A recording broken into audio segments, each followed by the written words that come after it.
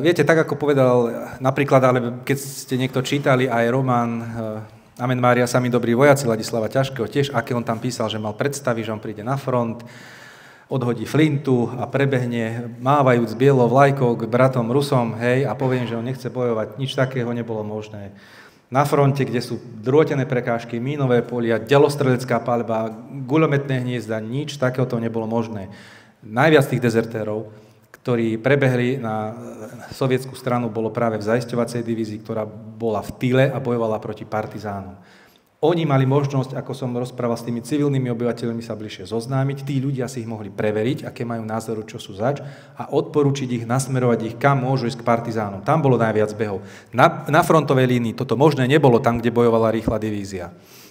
Takže, viete, to sú také legendy minulého režimu, ktorí v podstate, keď to tak poviem, takmer všetkých vojakov, ktorí sa nejakým spôsobom, teda slovenských vojakov, dostali na sovietskú stranu, či už to boli zbehovia, zajatci, alebo zranených, ich tam opustili a Sovieti ich našli, tak všetkých vyhlásili za dobrovoľných a vedomých, uvedomelých zbehov na sovietsku stranu. Čo bol nezmysel? Ako som na začiatku povedal, oni boli motivovaní tým, že vedeli, že môžu byť vymenení, boli motivovaní, aby nedezertovali na druhú stranu. A tam zase ten život na druhej strane vôbec nebol taký jednoduchý, ako sa to prezentovalo. To tí vojaci potom veľmi rýchlo zistili, že keď sa dostali k partizánom, tak ja neviem, bol nejaký kuchár v slovenskej armáde, mal sa dobre, bol pri zdrojoch a tam musel bojovať. Tam ho neživili zadarmo. Hej? Takže tie mýty, áno, ja ten len uzavriem, že tie mýty, ktoré sa socialistická, marxistická historiografia udržiavala, tak už sú v podstate vyvrátené.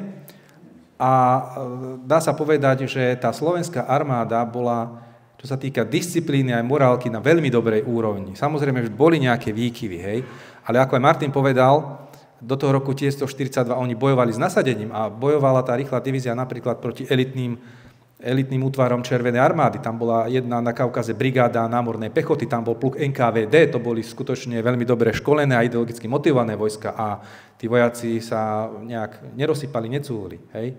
Ale už potom, keď už videli, čo tam dorába, vystraja nemecká nacistická okupačná správa, to vyvražďovanie civilného obyvateľstva hromadné, tak už tam potom tá motivácia upadala.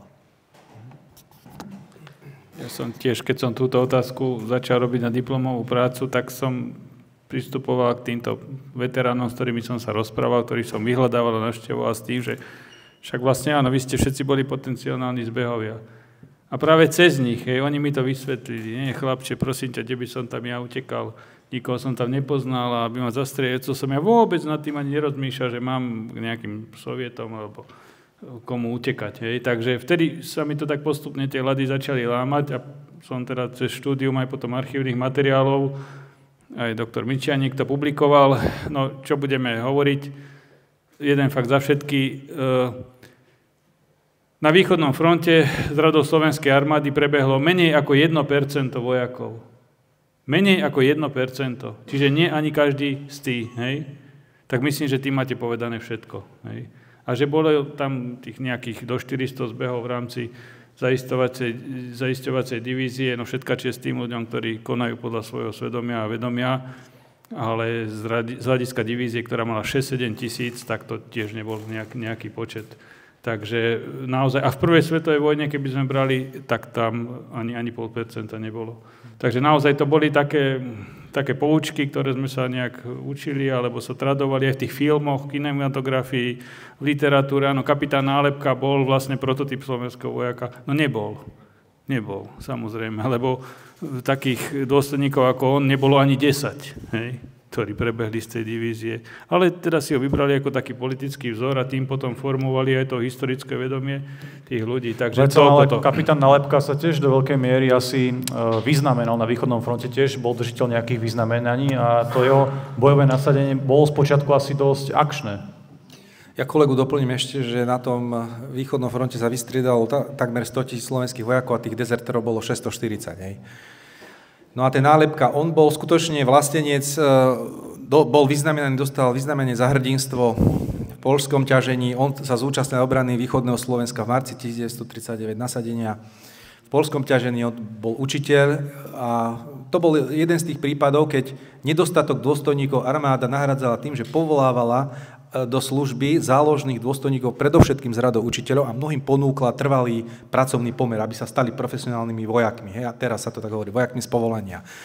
No a na východnom fronte tento nálepka urobil takú vec, že viete, tá divízia, musí to trošku tak obširnejšie vysvetliť, mala 6 000 mužov, tá zaisťovacia divízia, a chránila územie dvakrát také ako Slovensko. Je možné, aby 6 000 mužov ochránilo takéto územie? No nie je to možné, fyzicky to nie je možné. Oni mali na starosti stráženie železničných mostov, tratí, skladov, križovatiek, ciest a tak ďalej.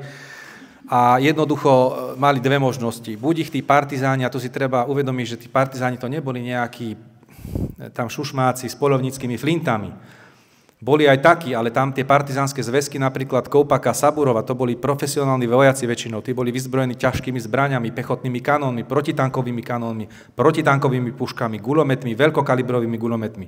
Oni doslova rozstrieľali priezvedný oddiel Slovenskej armády pri jednom mestečku Loje v novembri 2002. Hej?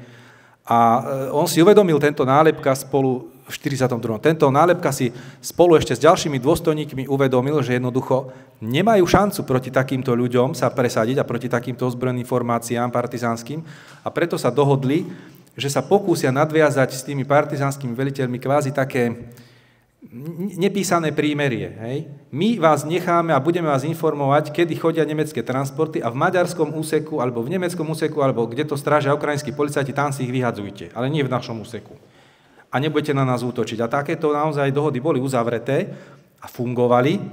A v podstate ten nálepka, on ani neplánoval pôvodne dezertovať k partizánom. Lenže velenie Slovenskej armády na toto prišlo, lebo tak všade sa nájde nejaký informátor a zradca, keď to tak hlúpo poviem, natreli to na nálepku a vyšetrovali ich, ale oni sa, takto ako hovorím, normálne sú krásne vyšetrovacie spisy a tí dôstojníci sa obhajovali tým, že chránili životy slovenských vojakov, tým, že uzatvorili takéto prímerie s protivníkom, a dokonca ešte minister obrany Čatloš to uznal, že v poriadku, lebo veď ja ako legionár v roku 1920 na Sibíri som rovnaké prímerie uzatvoril so bolševickými partizánmi, aby môj ešalón nechali prejsť s tým, že ja im potom nechám nejaké zbrane a oni mi nevyhodia most. Hej? Takže viete, nie je to až také neobvyklé niečo. Lenže pre tohto nálepku sa to skomplikovalo tým, že sa o tom dozvedeli nemecké bezpečnostné orgány. A keď mala prísť návšteva nemeckého vrchného veliteľa Ukrajiny generála Kitzingera k zaisťovacej divízii, tak niekto vyslovene toho chudáka nálepku naplašil, že ho idú zatknúť, ale nešli ho zatknúť. A on sa zobral a s 2 ďalšími dôstojníkmi dezertoval sovietským partizánom. Takže viete, takáto stručná je jeho história, ale oni z neho urobili hrdinu, ktorý chcel dobreženie polovicu divízie previesť na sovietsku stranu. Čo reálne by nemala, kde sa tá polovica divízie u partizánov ani uživiť, ani schovať.